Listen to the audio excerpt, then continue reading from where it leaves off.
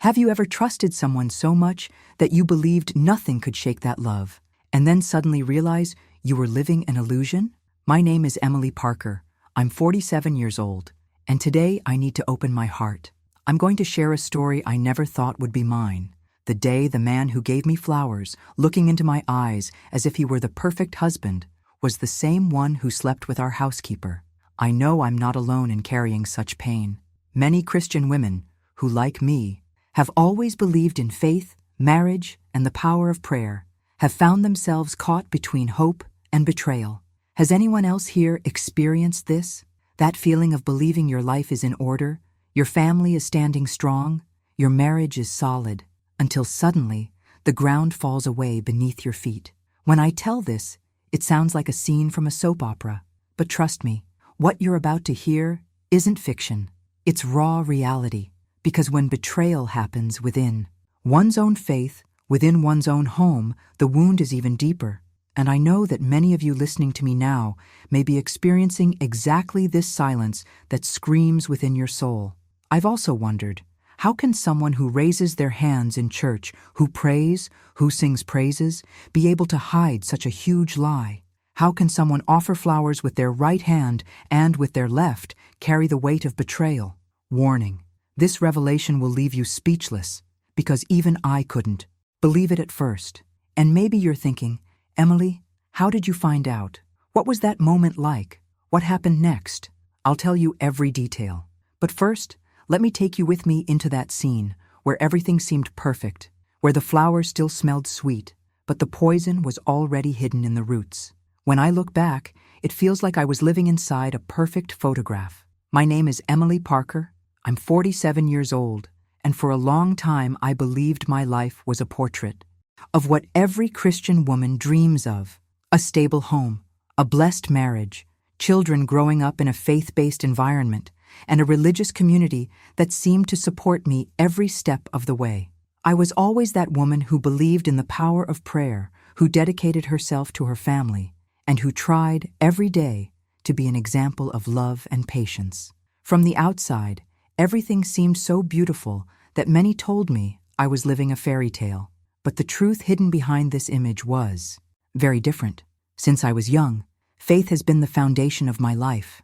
I was raised to believe that marriage is forever, that fidelity is a sacred vow, and that trust between husband and wife is unshakable when built on God's word.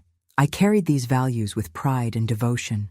This mindset shaped my decisions, my way of loving, and even the way I saw the future. It was as if I had a map in my hands that was already drawn. Church on Sundays, family together, a present and attentive husband. This was the foundation that held my life together, or at least that's what I thought. The impact of believing in this perfection was immense. I trusted him blindly. I didn't doubt anything at all. When my husband came home late, I assumed it was just because of work. When he seemed distant, I blamed it on stress and a heavy routine. I always found an explanation that maintained the narrative that we were fine, that our story was solid. After all, who would want to believe that the castle he built with so much effort could collapse at any moment? In the eyes of others, I was a strong, resilient woman who had found the balance between faith and practical life. But behind the scenes, there were moments when the silence disturbed me, when a lost look from him made me question whether we were truly on the same page. Even so, I swallowed my doubt, because facing the truth could mean jeopardizing everything I believed to be my safe haven. This contradiction between what I showed and what I felt was suffocating. I was trapped between the perfect image and the subtle signs that something wasn't right. And this emotional prison taught me how much our own beliefs can become an invisible cage. I didn't want to be seen as a weak woman or as someone who had failed in marriage, so I hid behind smiles, prayers, a carefully constructed facade. And perhaps that's exactly where many of us are, trapped in a narrative that doesn't correspond to reality, but that seems easier to sustain than to face the painful revelations that may surface. Let's explore the deeper side of this issue together, because it's at this point that true transformation begins, when we set aside appearances and delve into the essence of what we're really experiencing. I still remember, as if it were yesterday, the day I met the man who would become my husband. I was 23, and he seemed to have everything I dreamed of: discreet charm, a firm but engaging way of speaking, and above all, the same faith I carried in my heart. We met at a church retreat, one of those gatherings filled with praise, prayer, and conversations about purpose. He approached with a serene smile and a Bible tucked under his arm, and I thought, maybe this is the man God has prepared for me. It was as if in that instant a door had opened to a new journey, and I, without realizing it, was already ready to enter. In our first meetings, we talked about our dreams and convictions, and everything seemed to align perfectly. He said he believed in the importance of family, the centrality of Christ in the home, and the man's responsibility to be a spiritual leader. These words resonated deeply with me because they were exactly what I believed and sought.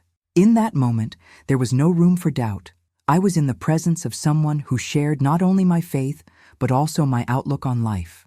The conversations turned into hours that flew by, and I felt as if I were getting to know not just a man, but also a reflection of the promises I had kept in prayer since my adolescence.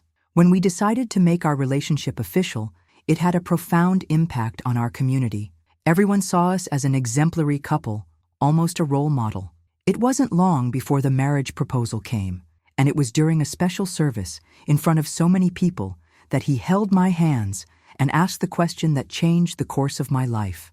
I said yes with tears in my eyes and blind confidence that I was entering into an unbreakable covenant. The wedding day was marked by an indescribable atmosphere. There were flowers, songs, and promises that seemed eternal. When he looked at me at the altar and declared his love before God and everyone, I felt that nothing could destroy that covenant. The faith that united us seemed as solid as the walls of the church we were in. I believed with all my strength that this was the beginning of the most beautiful journey of my life, and that every decision from then on would be blessed. On our honeymoon, amid the euphoria of our first days as husband and wife, we talked about the future. We dreamed of having children, of building a home filled with love and laughter, of being a role model for other families in the church. I saw him as a companion, someone I could trust with every secret, every weakness, every part of myself. It was as if I had finally found my safe haven. For a long time, I lived wrapped in this sense of fulfillment. Our days were filled with seemingly healthy routines, prayers together, church-going, gatherings with friends who shared the same faith. I was proud to be his wife, to be building a legacy. With every gesture, every word of his, I saw a man committed not only to me, but to what we believed in together. But behind the scenes, there were details I ignored, small signs that would later take on a new meaning, a lost look, an inexplicable absence, a silence that seemed heavier than usual. But in that initial phase, I didn't allow these perceptions to take over. I was blinded by enchantment, gripped by the conviction that I was experiencing the fulfillment of a divine promise. If I could summarize those early years, I would say they were marked by idealization. I saw in him not just a man, but a symbol. And when we turn someone into a symbol, we forget that behind that lies a human being, with flaws, choices, and secrets. It was this absolute belief, this unquestioning trust, that became the foundation of everything. And it was also this that paved the way for the hidden truth to later surface in a devastating way, revealing that not every promise made at the altar stands the test of time. And it is exactly in this contrast between the dream that seemed perfect and the reality that was hidden in the details that the most painful part of my journey begins to emerge. Because it is at this point that the signs begin to make sense, and the revelations completely transform the course of the story. There were years when I believed I was living a perfect dream, years when every detail seemed to confirm that I had made the right choice at the altar. But at the same time, something inside me began to whisper that there was a hidden truth waiting to be revealed. This mixture of blind trust and silent signs created an invisible weight, as if my own story were being written behind the scenes without me realizing it. And it is precisely by sharing this journey with such sincerity that I feel I am not alone. I know many of you carry similar scars, questions that were never answered, and decisions that changed the course of your lives. That's why I want to open a space for real conversation here. If this topic resonates with you, leave a comment below with what has touched you most so far, because your voice can help not only me, but so many other women who will recognize themselves in these words. Your participation here is what makes this channel grow and reach more people with this kind of content, which often doesn't find its way into everyday conversations.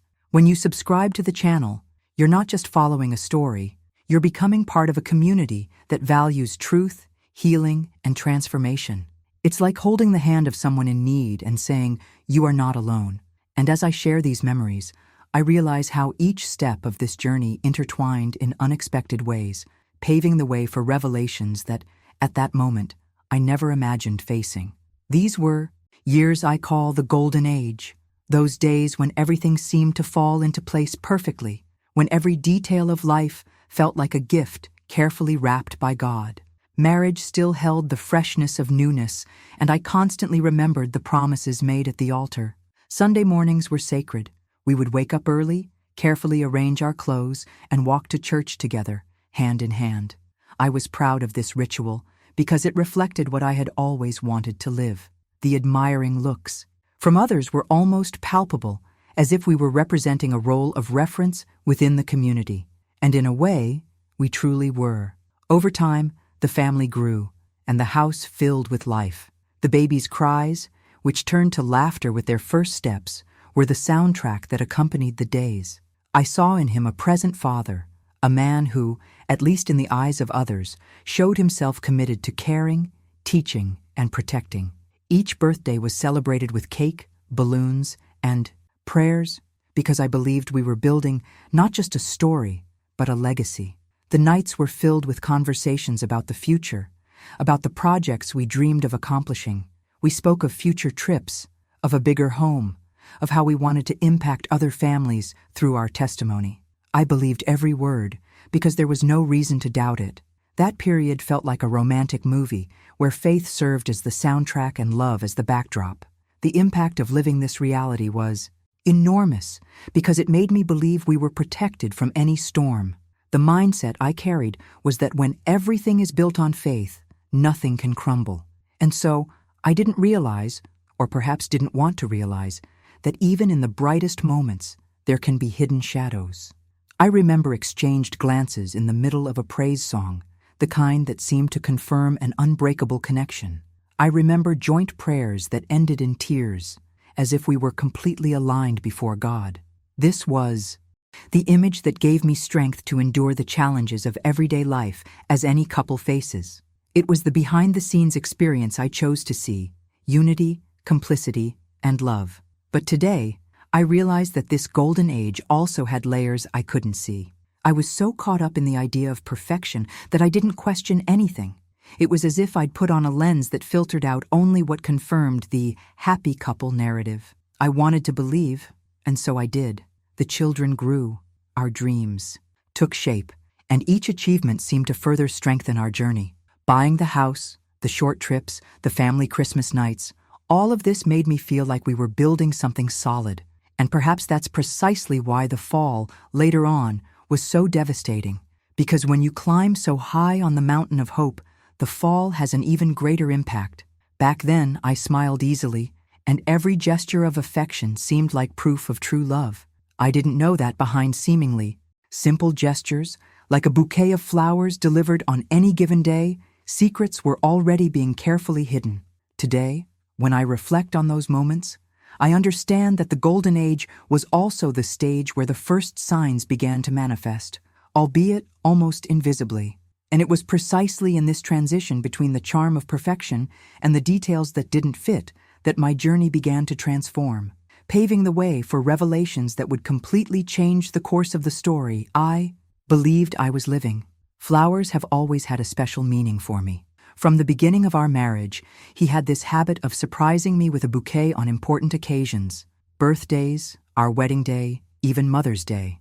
It was as if, with each gesture, he reaffirmed the love he said he felt, and I let myself be enveloped by this symbolism. The impact was so strong that, over time, I began to associate those flowers with the certainty that everything was okay, that I was loved, valued, and above all, respected. It wasn't just a gift, it was a silent message telling me, I choose you every day. I remember keeping a few dried petals in journals, like someone who treasures memories of a romantic movie they never want to forget. Each color, each fragrance, carried with me a sense of security. It was as if those flowers were a seal that our marriage was armored against any storm. I believed so strongly in this symbol that even when something inside me felt restless, receiving a new bouquet was enough to silence any doubts. It was as if the flowers numbed me, making me believe that the behind the scenes of the relationship was as perfect as the image I chose to see. The curious thing is that at the time, I never questioned the motive behind this habit. I saw it as a gesture of affection, when perhaps I could have seen it as a disguise, a veil covering small fissures I refused to see. My mindset was simple.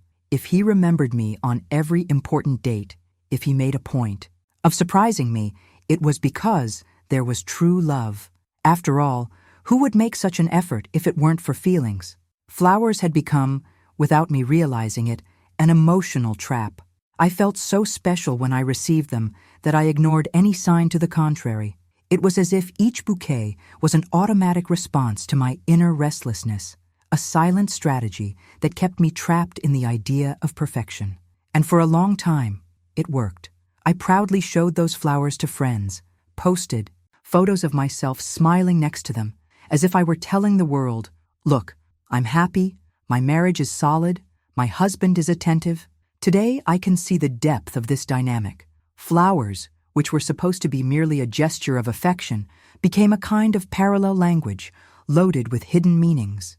They were at once a symbol of love and concealment, of care and distraction. A hidden truth that would only take shape much later, when I realized that those same flowers, which so often adorned my living room, were also serving as a curtain for a pain growing behind the scenes. It's painful to admit this now, because every memory I have of receiving a bouquet is punctuated by a cruel contrast, the beauty of the gesture and the revelation that followed. But it was precisely in this contrast that my journey began to transform, because the flowers stopped being just flowers and began to carry the weight of hidden decisions, untold stories, and secrets that would forever change the course of my life. Over time, the flowers continued to arrive, but something began to change in the way I received them. Before, each bouquet was accompanied by a tender look, sweet words, and a long hug. Then, I noticed the flowers began to arrive on their own, as if by automatic, almost mechanical gesture. He would arrive, hand them over, smile briefly, and then retreat into an awkward silence. I still clung to the symbolism of that gift, but something inside me was no longer the same. It was as if an invisible distance were growing between us, and no matter how much I tried to deny it, the signs were there. The delays began discreetly. First, meetings that supposedly extended into work. Then, last-minute encounters that I never quite understood. I waited for him with the table set, dinner already cold, while I imagined he was simply tired and overwhelmed. When I asked questions, the answers came dry, almost cold. It was a busy day. I can't explain it now. We'll talk later. But that later never came. And so, as not to appear suspicious, I swallowed each silence and changed the subject. The impact of these small changes was profound, even if I didn't admit it. I felt confused, trapped in an internal conflict. Part of me told me it was just a phase, that every marriage goes through ups and downs. Another part, however, began to scream that there was a hidden truth behind this increasingly strange routine. The mindset I carried of blind trust made me justify my absences, but there was something in his gaze, an emptiness that couldn't be explained simply by fatigue. Conversations dwindled. The laughter that once filled the house became rare. He was physically there, but he seemed distant, as if his body were present, but his mind wandered elsewhere.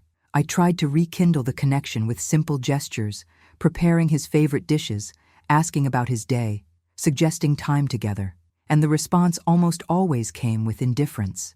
An okay, an anything goes, and a cell phone in his hand, stealing the attention that was once mine.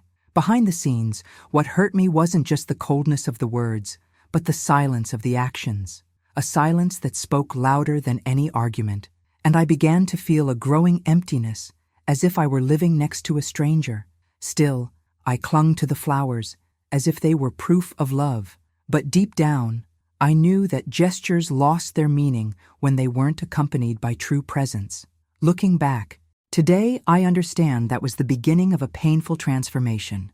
The signs were there, clear, but I chose not to see them. I preferred to believe that everything was temporary, that things would soon return to normal. But the truth is that small changes, when ignored, become inevitable revelations. And at that moment, even without realizing it, I was already heading toward discoveries that would forever change the course of my journey. Silence can hurt more than 1,000 angry words.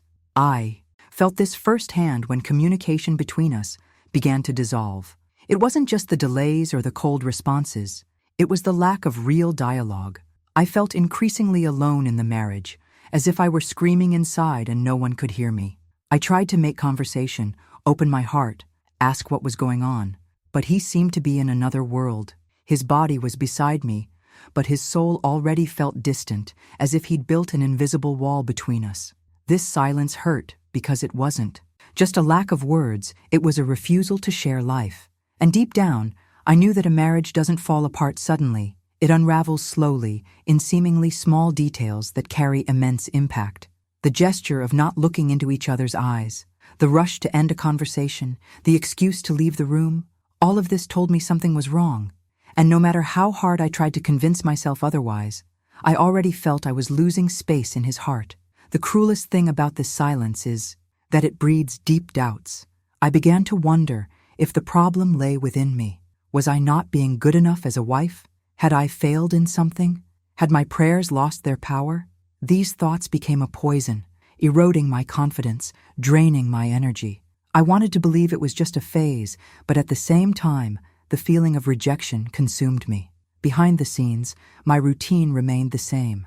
I continued to take care of the house, the children, the church, presenting the world with the image of a united and happy family. But inside, there was an immense void. I felt invisible. People praised me, told me I was blessed, that I was lucky to have a husband like mine. And I smiled, thanked them. But inside, I bled silently, carrying a hidden truth that I myself didn't have the courage to admit. This silence that hurts is treacherous because it doesn't scream, it doesn't explode, it doesn't appear in family photos. It slowly infiltrates until it takes over everything. And before you know it, you no longer recognize who you are within the relationship. I felt erased, as if my presence no longer held value. Still, I kept trying, because I believed that love endures all things, believes all things, hopes all things. But with each passing day, it became clearer that I was trapped on a lonely journey, trying to save something that might already be doomed. And it was precisely at this point that my mind began to open to the possibility that there was something bigger going on, something that wasn't being said, but weighed heavily on me like a closely guarded secret. And it was this restlessness, this muffled cry within me, that ultimately prepared me for revelations that would change everything. The silence inside my house was painful enough, but there was something that made it even more suffocating: the fear of judgment. I lived in a community where everyone seemed to observe every step, every gesture, every detail of family life.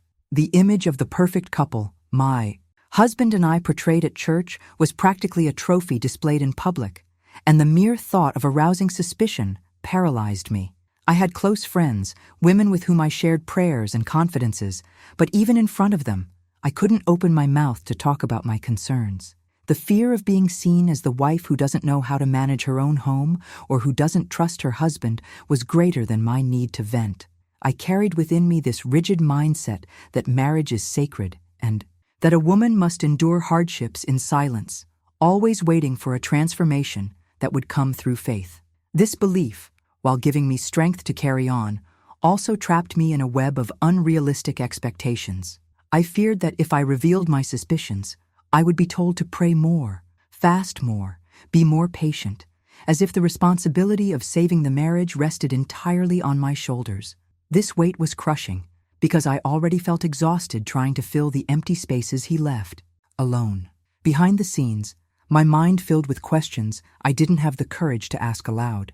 What would they say if they knew that this man, so admired in church, wasn't as present as he seemed.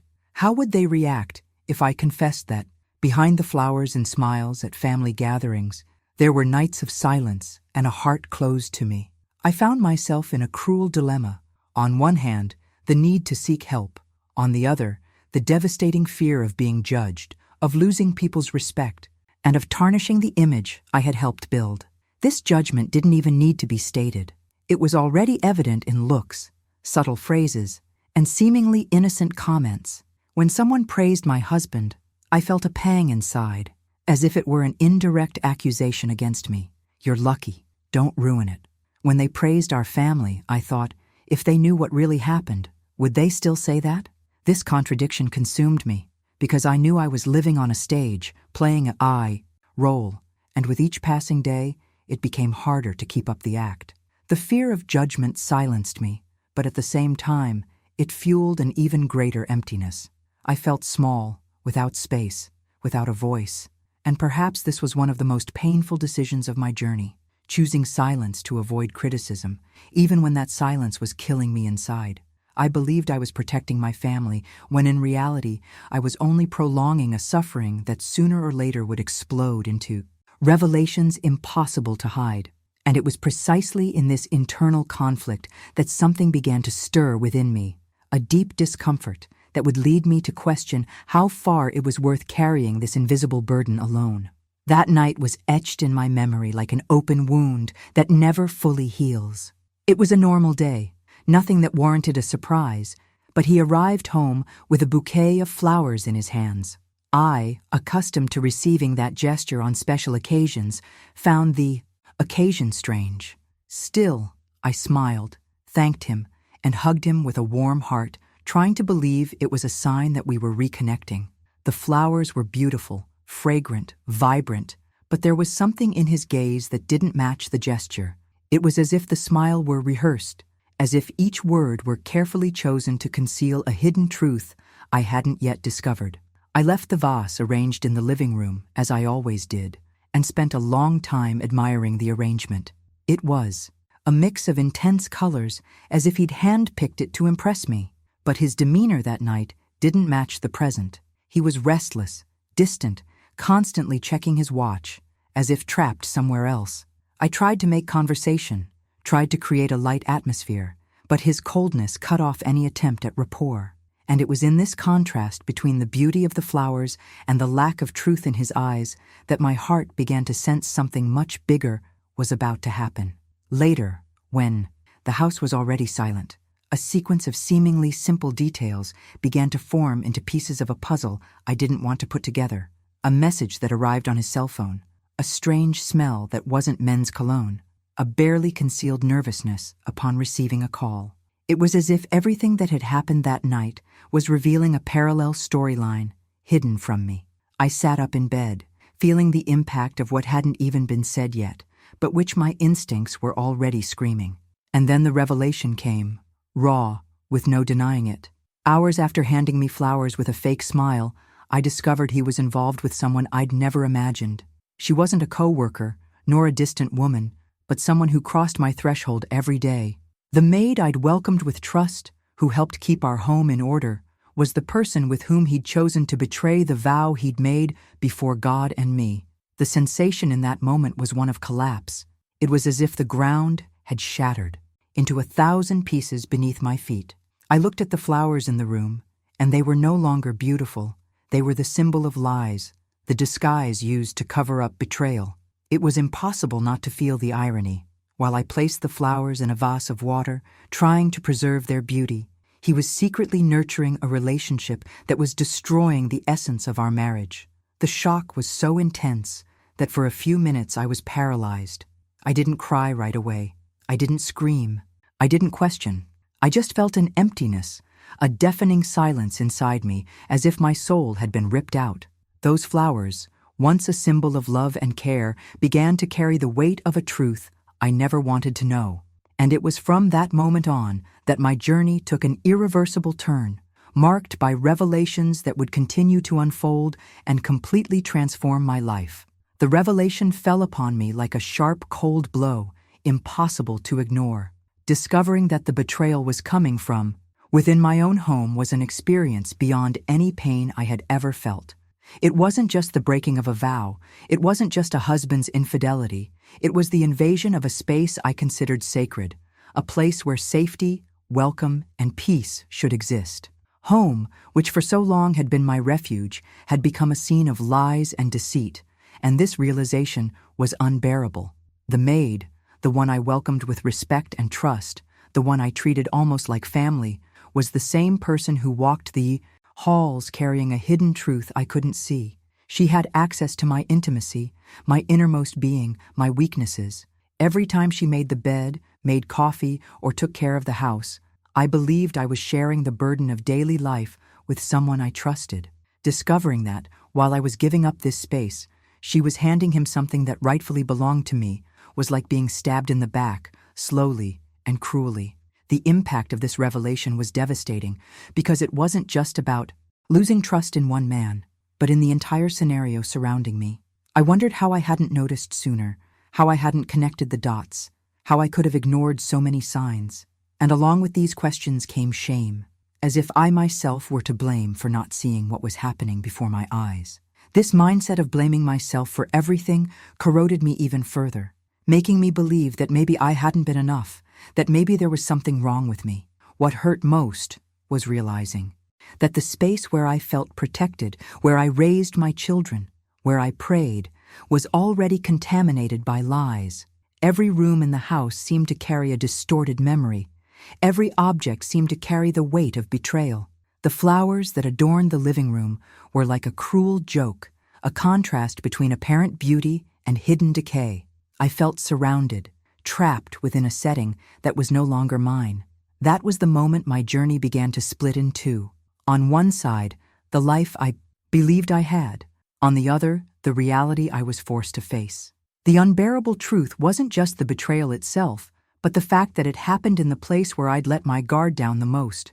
It made me question everything, my decisions, my ability to discern, even my faith. It was as if God had allowed the walls of my own home to reveal a story I never wanted to hear.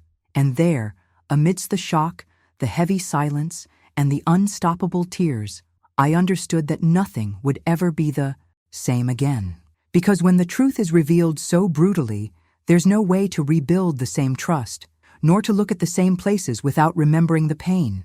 It was at that point that I realized that my life, from that moment on, was entering a process of inevitable transformation, and that this journey would bring revelations even more painful than I could bear. When the truth was laid bare before me, my first reaction wasn't anger or revenge. It was denial. My heart simply couldn't immediately accept what my eyes and ears already knew. It was as if part of me was trying to shield the other from the brutal impact of that revelation.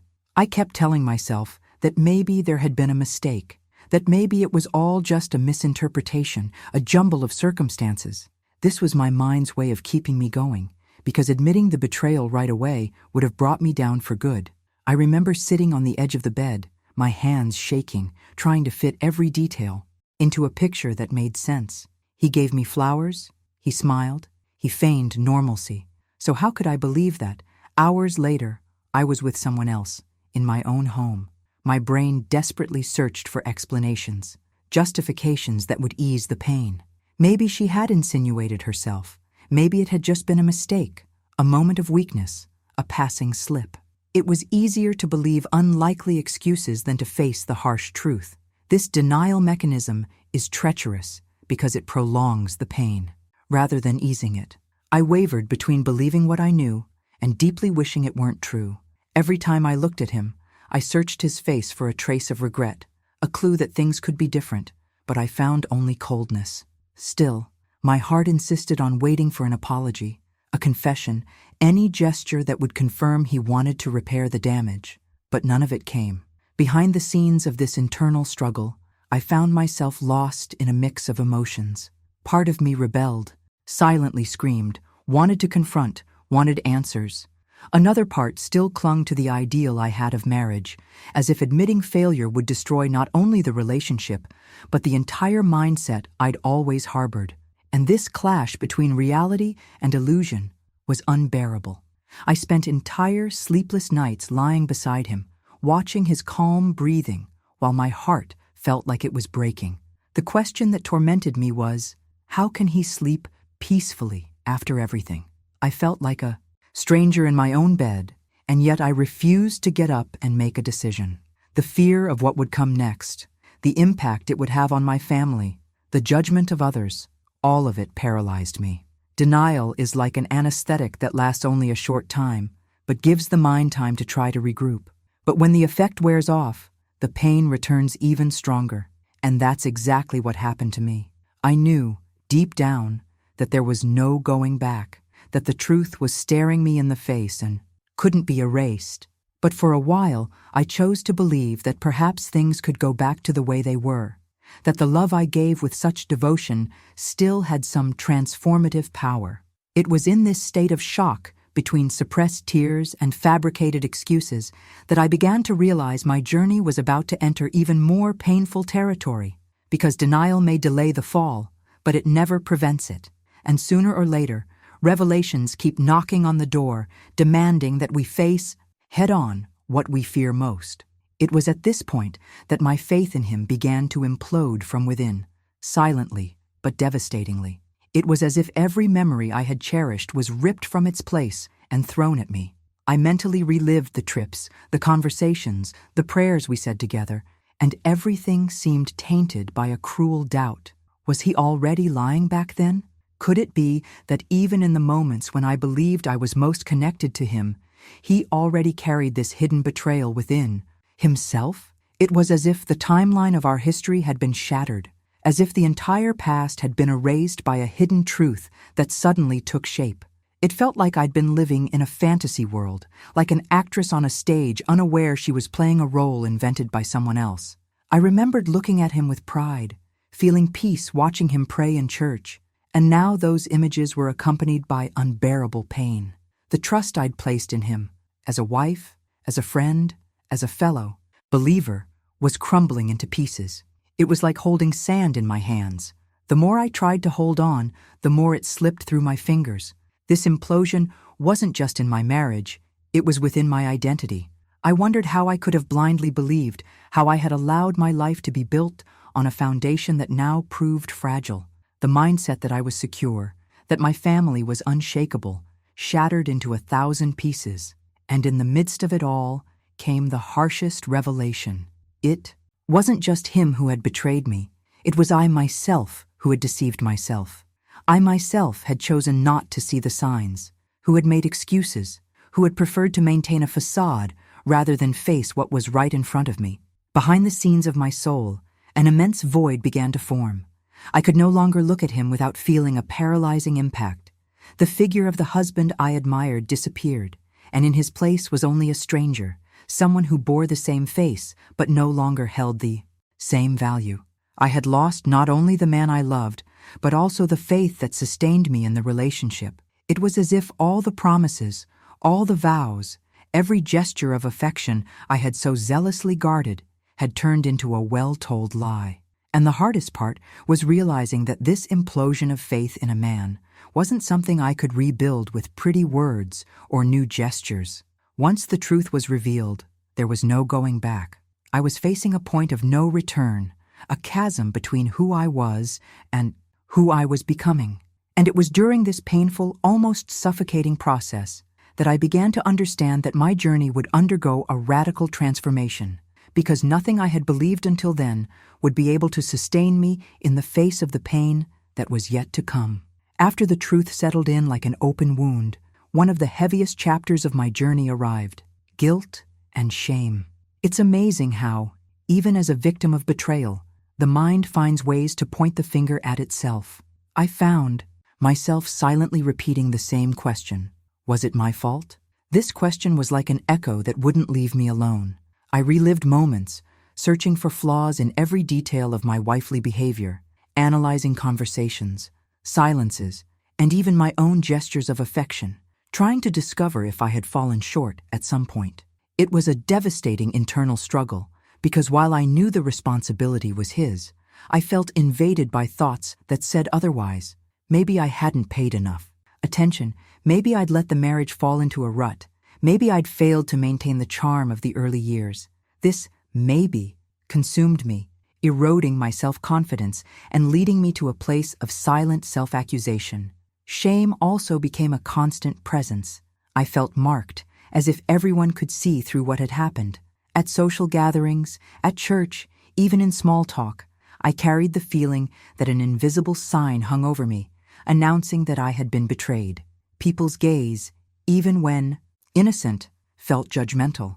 I myself harbored this mentality because I believed that somehow I had failed as a wife. The impact of this was suffocating. I no longer felt worthy of holding my head up high. I could no longer see myself as the same woman who once inspired trust and faith. Behind the scenes, what no one saw were the sleepless nights, the silent crying, the feeling of being cowered inside myself. Shame silenced me, preventing me from seeking help, because I feared that by sharing my pain, people would confirm what I feared most, that it was truly my fault. This hidden truth I harbored within me prevented me from seeing reality. It was easier to believe I was the one at fault than to face the coldness of accepting that he had chosen to cheat. This mixture of guilt and shame is an almost unbearable weight, trapping us in an invisible prison.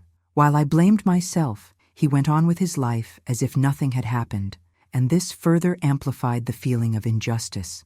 I asked myself, why was I carrying this burden alone, while the one who had done the wrong seemed to sleep peacefully? The answer never came, but the emptiness grew. And it was in this whirlwind of emotions that I began to realize how shame paralyzes us and how guilt distorts our perception. I was facing a painful process, with every thought pushing me down, but at the same time, something inside me was already beginning to whisper that this weight couldn't be mine forever. This seed was still small, almost imperceptible, but it would later be the one that would begin an inevitable transformation. If the pain was almost unbearable at home, inside the church it took on an even more cruel form. That space I'd always seen as a refuge, where I believed I'd find shelter and strength to carry on, ended up becoming a stage for sidelong glances and whispered comments. I felt the weight of scrutiny at every service, as if people were trying to decipher my life between the lines. The smiles that once brought me peace now seemed laden with judgment, and even the hugs which should have comforted had a coldness that was hard to ignore. I heard countless phrases that, though seemingly innocent, cut like blades. You need to pray more, dear. God can transform any situation. Be patient. Men make mistakes, but a wise woman builds a house. These were words that didn't lift me up. They only reinforced the idea that the responsibility for the failure lay with me. The impact of this was devastating, because in addition to dealing with the betrayal, I was forced to maintain an image that no longer reflected my reality. Behind the scenes in the community, gossip spread faster than any prayer. I noticed the whispers as I passed, the averted glances, the curiosity disguised as spiritual interest. The judgment didn't need to be explicit. It was in the details. The empty pew next to me, the lack of invitations to meetings I'd previously attended, the feeling of being treated as someone who had failed not only as a wife, but also as a Christian. This lack of acceptance made me question the mindset of many around me. Where was the love that endures all things, the compassion that should guide faith? I expected to hear words of encouragement, to receive a sincere hug, to find support in coping with such profound pain. Instead, I found veiled accusations, ready-made advice, and a suffocating pressure to keep up appearances. It was as if my pain were an inconvenience, something that needed to be hidden so as not to tarnish the community's image. The shame I'd already carried silently echoed in these judgments, and for a time I came to believe I truly wasn't worthy of being there. It was as if my presence was an uncomfortable reminder that not everything is as perfect as it seems. The space that once strengthened me began to hurt me, and each service became a test of endurance. I felt watched, analyzed, measured by criteria that completely ignored the real pain consuming me. And it was in this hostile environment, which should have been healing, that I realized how certain structures can suffocate rather than liberate. The impact of these experiences was profound, because they showed me that people's faith doesn't always translate into compassion. It was in this painful contrast that I began to understand that the transformation I needed wouldn't come from outside, but from within, and that the most important revelations of my journey were just beginning to emerge. The most painful thing after the betrayal wasn't just what happened inside my home, but what happened when I finally mustered the strength to speak. I remember the first time, filled with courage and with a heavy heart, I tried to open my pain to someone at church.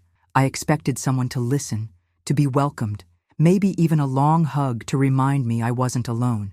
But instead, I received ready-made, almost automatic phrases that made me feel even smaller. Pray more. Forgive. Because forgiveness heals all wounds. Don't expose your home. Be wise. It was as if my pain had been reduced to a problem of lack of prayer, as if everything I was experiencing could be solved simply with a knee bending on the ground and a submissive heart. These words didn't give me strength. They silenced me. Because it wasn't just about prayer or forgiveness, it was about facing an unbearable truth that tore at my soul.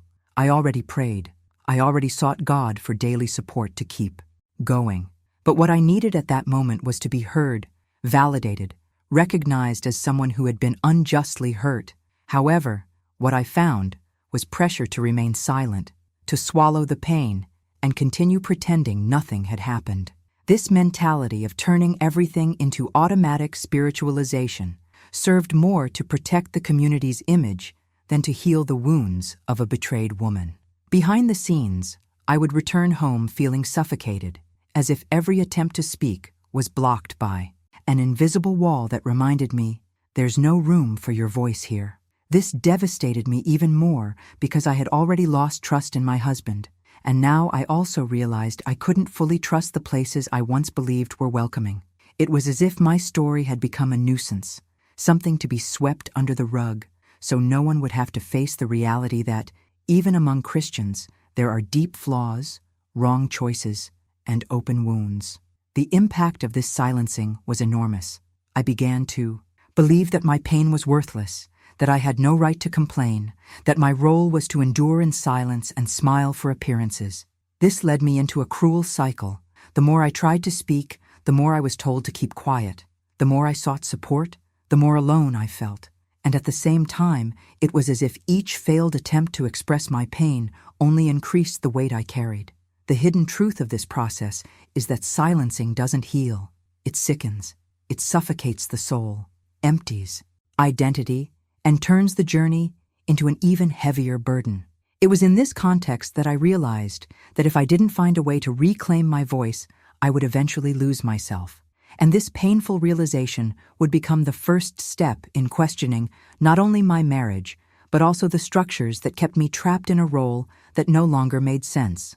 At that point, when all seemed lost, when the desire to disappear was greater than anything else, I experienced one of the most defining moments of my journey. I had no more words, no more strength, no more logical explanations to offer, even to myself. My body felt weighed down by an unbearable weight, and my mind plunged into a whirlwind of painful memories and destructive thoughts. It was then, alone in my room, in the middle of the night, that I broke down in a way I had never broken down before. I threw myself on the floor, unconcerned, and amidst convulsive crying, the only thing I could say was, God, save me. It wasn't a pretty prayer.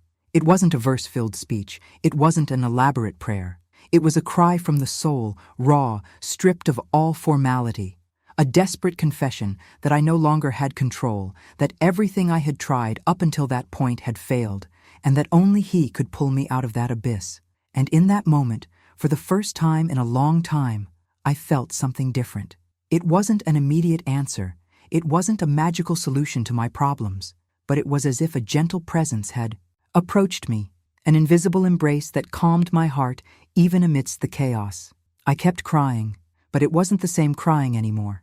There was a sense of relief in finally stopping fighting alone, in admitting that I didn't have all the answers, that I needed help. This surrender opened a crack in the darkness, as if a very distant light had begun to shine at the end of the tunnel.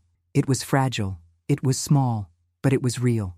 The most sincere prayer I ever prayed didn't have pretty words, but it did have truth. And perhaps that's why it was so powerful, Because in that moment, I didn't try to hide anything. I didn't try to appear strong. I didn't try to maintain a mask. I simply surrendered. And that surrender was the turning point, because it was from that moment that I realized I didn't need to keep trying to carry everything alone.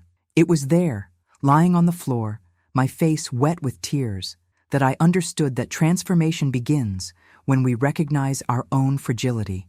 And, as contradictory as it may seem, it was in that moment of greatest weakness that I began to rediscover my strength. That prayer was the beginning of a different journey, one that would still bring many revelations and difficult decisions, but which would also begin to restore the hope I believed I had lost forever. When I looked back and realized I'd reached the limit of my strength, I understood that that sincere prayer had marked the beginning of something new. It was no longer about trying to recover what had been lost, nor about fighting for him to return to being the man I'd idealized. The turning point came when I understood, profoundly, that the real battle wasn't for a broken marriage, but for myself. It was about not losing my identity, my dignity, my faith. It was a painful process, almost like peeling off skin, because for years I had placed my value on being a wife, on being the perfect companion, on upholding an image that cost me dearly.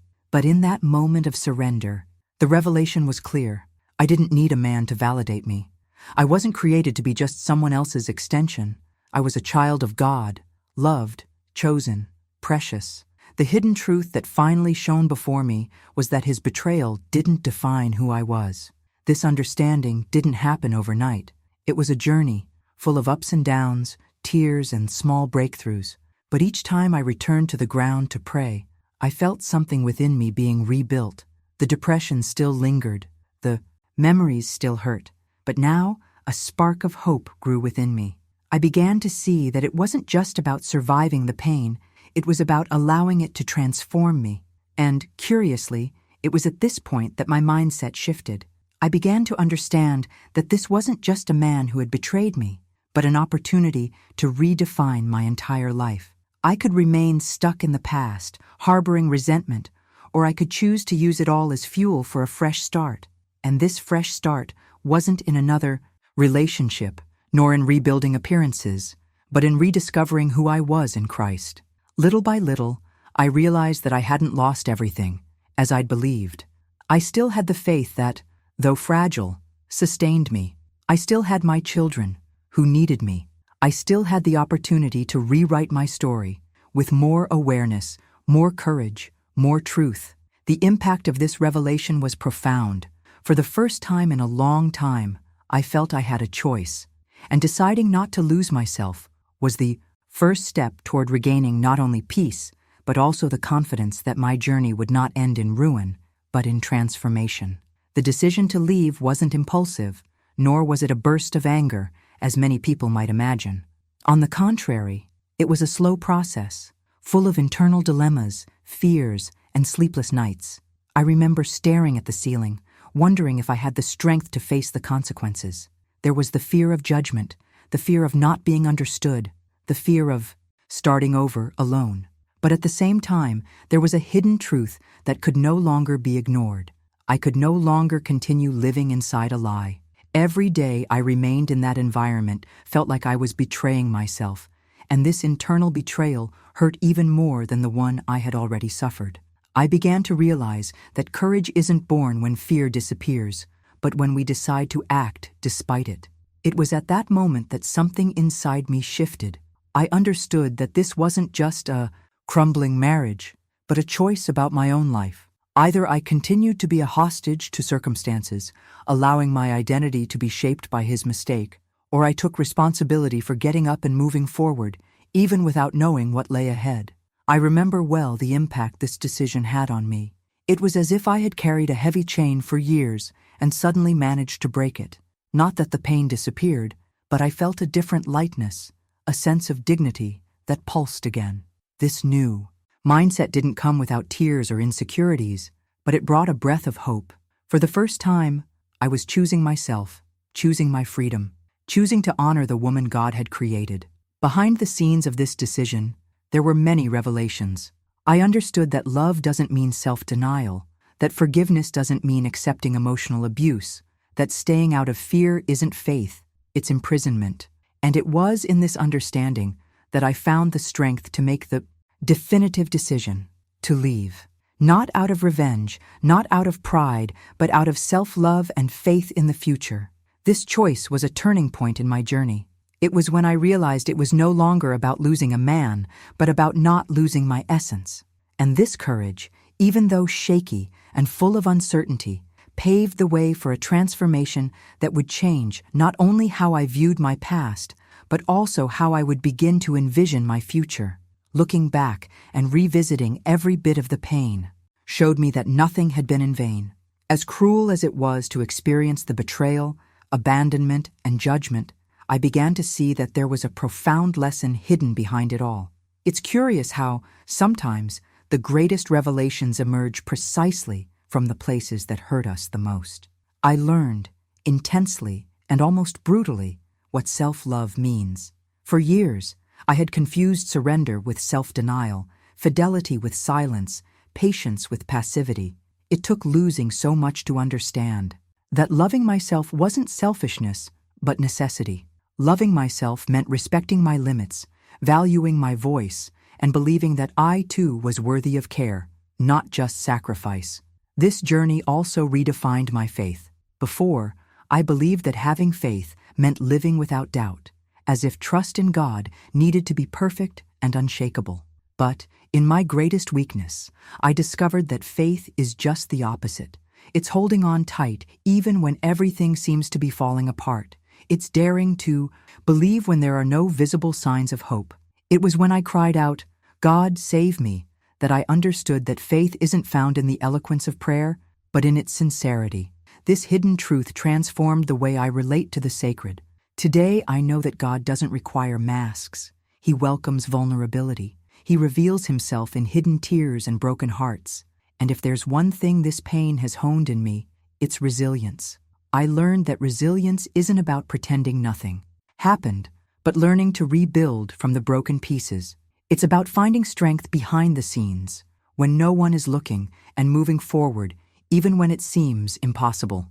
Resilience has shown me that I'm not defined by what was done to me, but by what I choose to do with it. This mindset was a game changer because it made me realize that pain isn't just something to endure, but can also be a tool for transformation. The impact of all this was so profound that in a way today I can look at my story not just as a sequence of losses, but as a journey of discovery. I discovered who I am without relying on anyone's validation. I discovered the strength that exists within me when everything around me crumbles. And I discovered that true new beginnings come when we decide we will no longer be prisoners of what hurt us. And it is in this place of revelation that I understand that my life didn't stop with pain. It simply took a new direction, shaped by more conscious decisions and renewed hope. If there's one thing I want to imprint on the heart of every woman listening to me now, it's this: you are not to blame for anyone's mistake. The weight of betrayal is not yours to bear, and the shame they tried to place on your shoulders does not belong to you. I know what it's like to feel alone, as if no one can understand what's happening inside your soul. But the truth is, you are not alone. There are many women who walk in silence with the same pain, and above all, there is a God who never abandons you, even when everything around you seems to be crumbling. He sees every hidden tear, he knows every suppressed cry, and it is precisely at the moment when you feel weakest that his strength manifests itself. So I want to encourage you. Don't accept living in silence. Don't accept lies defining your identity. Don't accept silence as fate. There is life after pain. There is healing after wounds. There is transformation after a fall. And I know this message isn't just about me, but about so many others who need to hear and speak out. If you've experienced something similar, I want to hear it. Leave your story here in the comments, because your voice matters. If this story touched you, share this video. You might just save someone in silence right now.